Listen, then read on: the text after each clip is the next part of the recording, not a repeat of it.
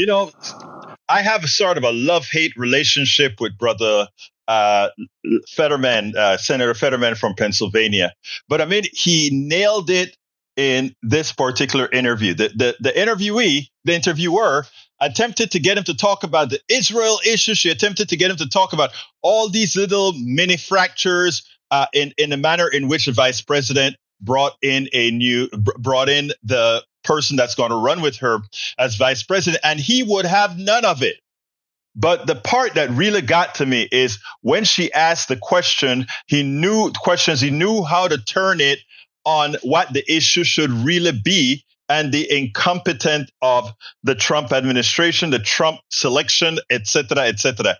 I want you to listen to how Fetterman handled the reporter. I mean, she's a good reporter, but watch how he handled the questions to turn it into a support for the ticket. Very important, and it's something one can learn from. Every single Democrat that's out there on TV needs to do this. Let's talk about the way that Governor Walz will play in the state of Pennsylvania, a state that you know so well.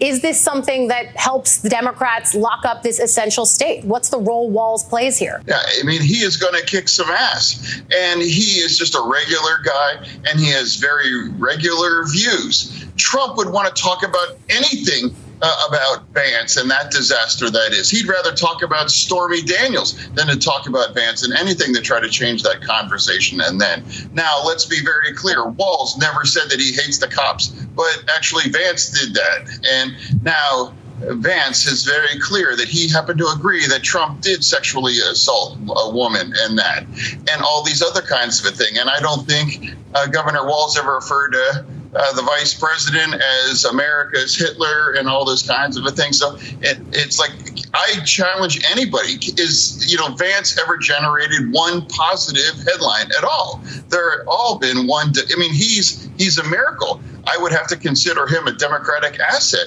And I want to thank the former president. Thank you. Thank you for picking that kind of a disaster and his ongoing entertainment and watching him twist throughout all of this.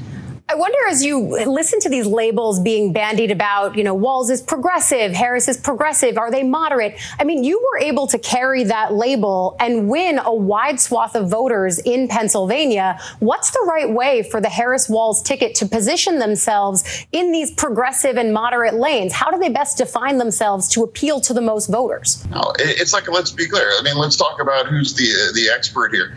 Actually, Biden smoked Trump by 150,000 votes, and Trump barely won Pennsylvania in 2016 by about 45,000 votes. And I have just won Pennsylvania in 22 by hundreds of thousands of votes. Well, I understand, the kind of person that can win and resonate in Pennsylvania. And absolutely, that's, of course, the Vice President Harris, and absolutely it's Governor Walz as well. And I absolutely convinced that they are going to carry the day in Pennsylvania on that. And honestly, regardless of who the vice president would have chosen, she's still going to win Pennsylvania. She absolutely can carry Pennsylvania.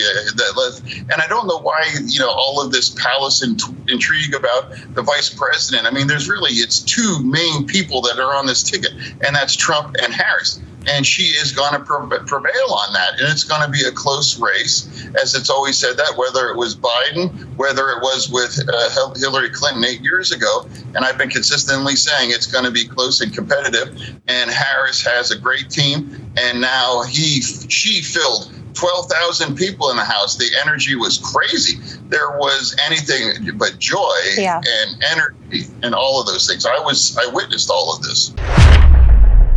Now, Fetterman nailed it. I love the question that he asked, right? He said to Donald Trump, thank you for picking that disaster. He also points out that, hey, we're not going to let them tag Walz about police because it is Vance who said, I hate the police. We're not going to let him tag Walz about, calling names out on president, etc. It is Vance who called President Trump Little Hitler. So he was ready with the talking points and ready to really take it to them. Folks, this is what I'm telling you. Democrats are not usually this type of fighters. They like to fight on the edges. They like to be we should be civil, but there are times you don't take a knife to a gunfight. And it seems to me like from Kamala Harris right down to the rest of the team, this is going to be different. They're going out to fight for the American people. They're going out to fight to win. And win, they will in a landslide. We spend a lot of time deconstructing the news, trying to parse it into a form that everybody can understand. We try to find those little nitpicks where it flies above the fray, etc.